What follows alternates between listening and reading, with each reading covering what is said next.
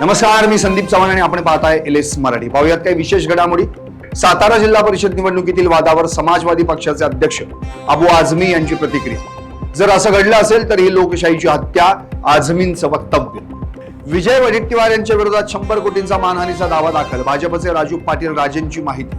वाशिम न्यायालयात प्रकरण दाखल। एका विद्यार्थिनीसह 2 महिलांनी केला भोंदू। अशोक खरात विरोधात अत्याचाराचा गुन्हा दाखल। खरात विरोधात 6 गुन्हे दाखल। कोल्हापुरात पंचगंगा नदीच्या प्रदूषणावर प्रांत कार्यालयात तणावपूर्व बैठक। आंदोलक प्रशासक यांच्यात वाद। 15 दिवसांमध्ये प्रदूषण थांबवा, अन्यथा नदीत जाणारं पाणी बांध घालून रोखू, आंदोलकांची भूमिका। वाशिम मध्ये अतिवृष्टीमुळे पिकांचं मोठं नुकसान। शेतकऱ्यांना अद्यापही पीक विमा रकमेचा लाभ नाही। 4 महिन्यांनंतरही शेतकऱ्यांची प्रतीक्षा कायम।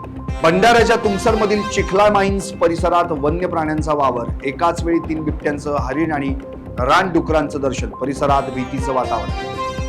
उल्हासनगरमध्ये परिवार सदनचा स्लॅब कोसळला। इमारत रिकामी करून सील। सुदैवानं जीवितहानी नाही। धाराशिवच्या परांडामध्ये मद्यधुंद रिक्षा चालकाकडून किरकोळ कारणावरून तरुणाला बेदम मारहाण। परांडा पोलीस ठाण्यात आरोपी विरुद्ध गुन्हा दाखल। नाशिकच्या सोमेश्वर मंदिराजवळ धावत्या गाडीनं घेतला पेट। चालकाच्या प्रसंगावधानामुळे अनर्थ टळला।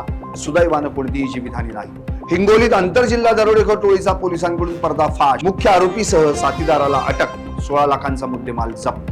आणखी काही विशेष घडामोडींसाठी पाहत रहा LS मराठी। सत्याच्या पाठी बातम्या सर्वांच्या सर्वांचा।